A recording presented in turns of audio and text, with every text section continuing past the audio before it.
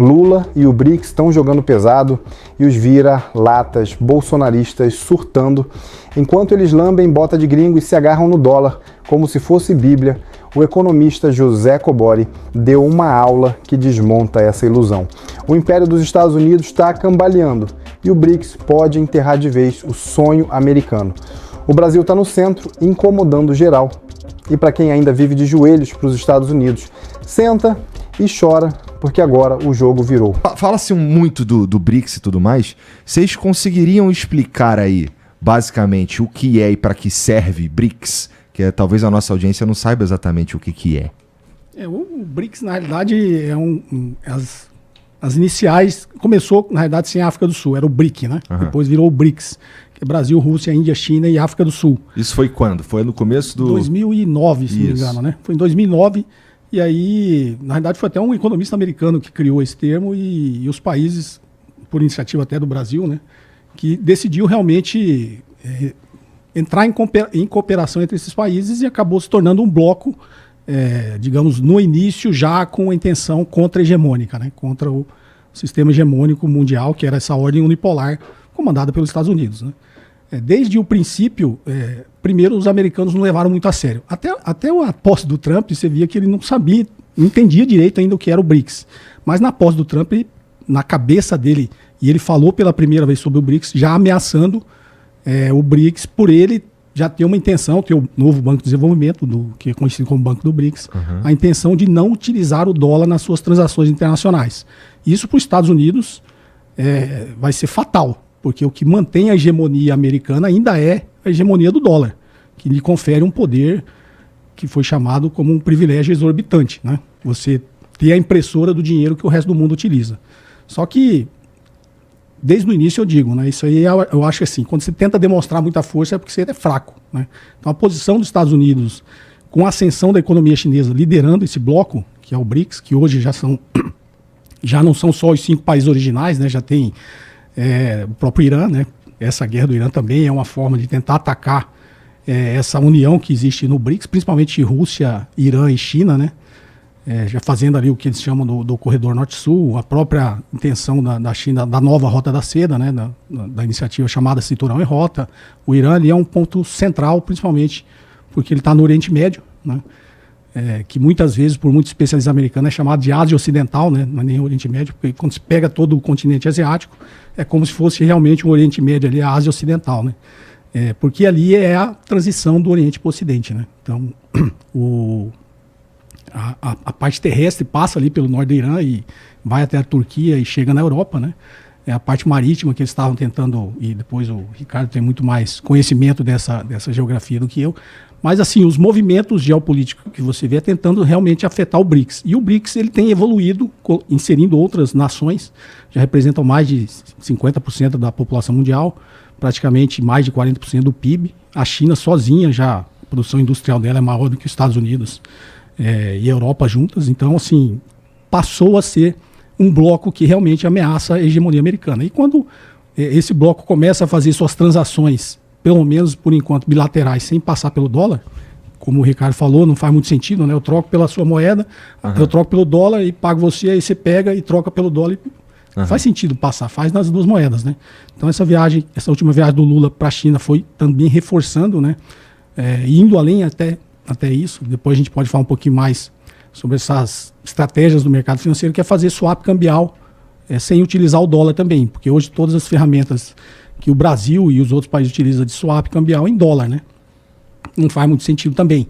Se você quer proteger o seu empresário, eu quero proteger o meu e fazer swap cambial, por que não fazer nas nossas moedas, sem utilizar o dólar?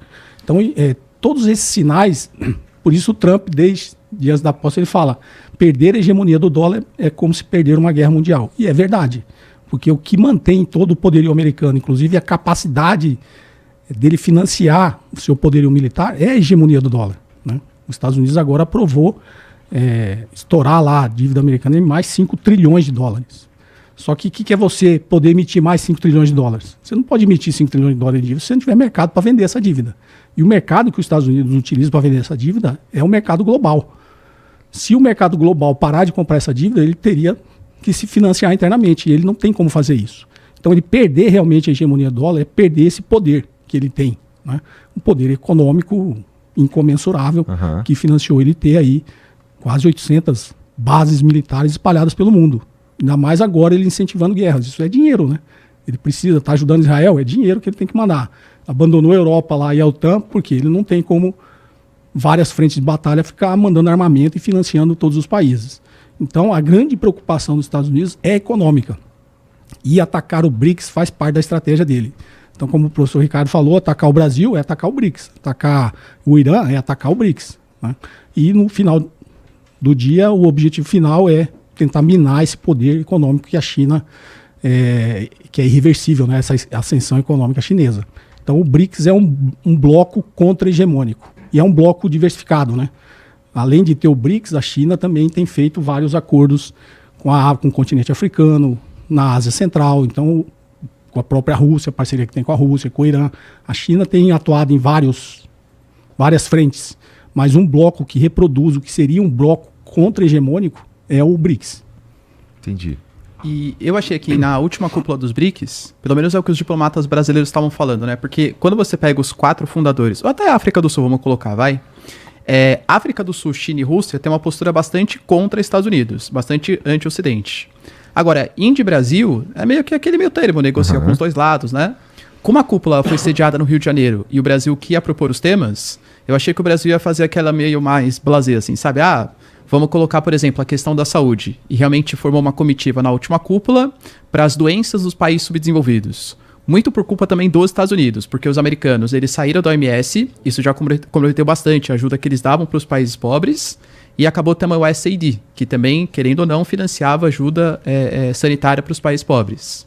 Então achei que o Brasil ia focar na questão da saúde, na questão da governança da inteligência artificial, falar sobre uma pré-COP30, porque também a gente vai sediar a COP30 esse ano. Só que a resolução final, ela pegou em alguns pontos que desagradaram bastante os Estados Unidos. Por exemplo, a gente condenou as ações que Israel e Estados Unidos fizeram atacando o Irã. A gente fez críticas também às tarifas que foram aplicadas pelo Trump. Então a gente adotou uma postura bastante política. Até a Índia também, né? Que também tenta ser mais neutra na situação. Tanto que hoje, né, quando a gente pega o Senado americano ou o Lindsey Graham falando da possibilidade de taxar a Índia e taxar Brasil e China, mais uma vez, acho que é impensável fazer isso até pela própria economia americana. Se as repercussões que uma taxação de 50% no Brasil podem impactar bastante o mercado interno americano, imagina você taxar em 100% o mercado chinês, o mercado indiano e o mercado brasileiro ao mesmo tempo, em um momento em que você tem uma inflação maior do que a média histórica nos Estados Unidos, o Trump, por exemplo, brigando com o Federal Reserve para ver se ele consegue baixar a taxa de juros, e o Jerome Powell falando que não pode baixar porque não tem certeza de quais vão ser os impactos das tarifas. Por isso que eu acho que nem vai para frente, não vão para frente essas tarifas, porque muito possivelmente os impactos econômicos para a sociedade americana vão ser muito altos. E o Trump sabe que ano que vem tem uma eleição importante, que é os midterm elections. Se ele não conseguir dar conta de controlar a inflação, de reduzir essa taxa de juros, muito possivelmente ele vai perder o controle da Câmara e aí vai dificultar o restante do seu governo.